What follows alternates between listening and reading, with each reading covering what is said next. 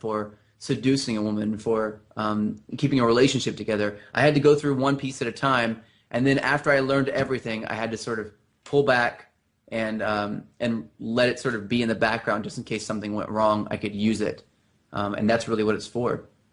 You know, I think that I have a friend who described it this way, and it's really really powerful way to describe it.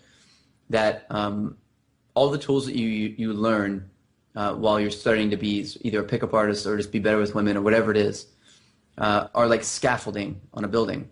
And what most guys do is they never take their scaffolding down.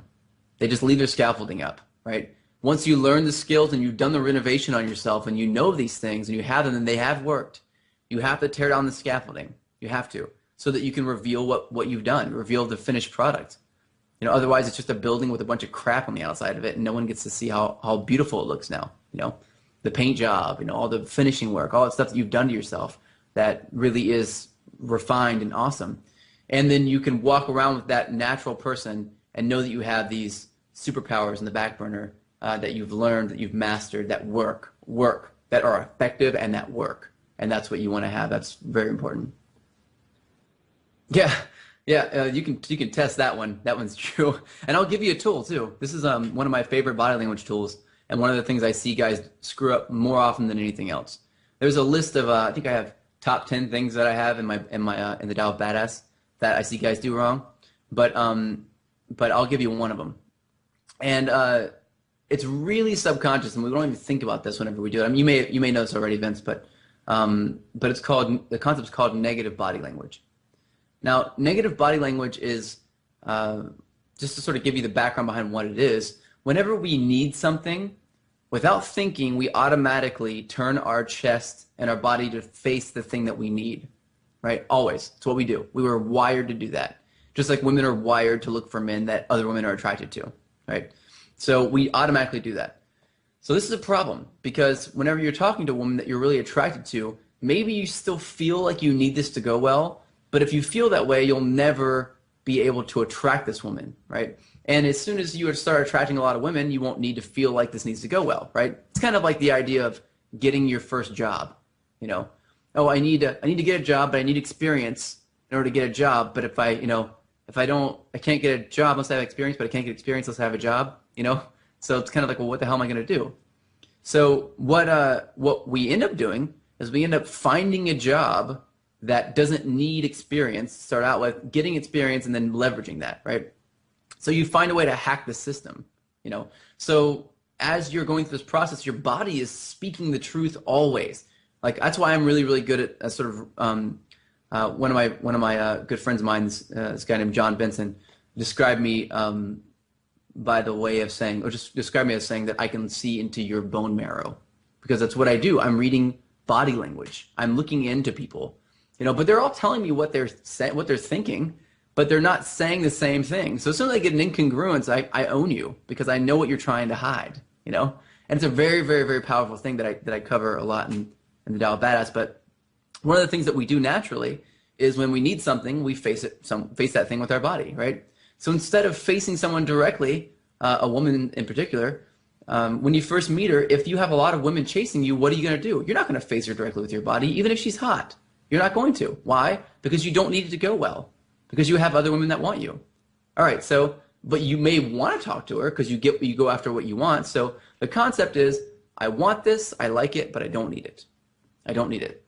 So try this. Next time you're talking to a woman, period, no matter who she is, as soon as you say something and you get a positive response, like she's laughing, whatever, try doing what's called a takeaway. A takeaway is where you turn your back to her almost fully for like 2 seconds.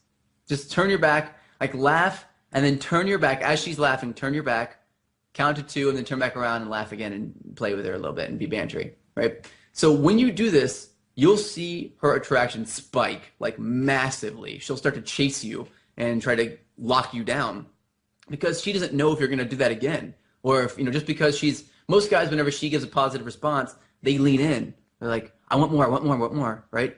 But she's looking for a guy who, when she gives a positive response to him, he gets positive responses from women so much that he doesn't need it. So he turns around or he does whatever. He gets distracted, you know? And this really, really, really works. So it doesn't necessarily mean that you do this only when you give her when she gives you a positive response. But also, whenever you first meet a girl for the very first time, if you turn and face her directly with your body and you stay there, you'll start to notice she starts to turn her body away from you. And as she does this, the attraction's slipping away. So I don't go all the way around. Usually I turn around one way and then turn back the same way. Like I'll just give you an example. I'd be like, we're laughing, I'll turn around like this, and then I'll come back again and I'll keep talking, right? Yeah, or like, or I'll do this, like, whoa, like everyone, I'm not that funny, I'll turn around or something, then I'll come back again. I don't even have to look at anything else.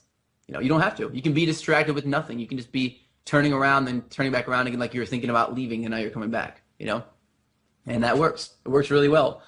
And the reason why is because it's wired in us to evoke an emotion. It's wired. And it lets women think that this happens to you all the time.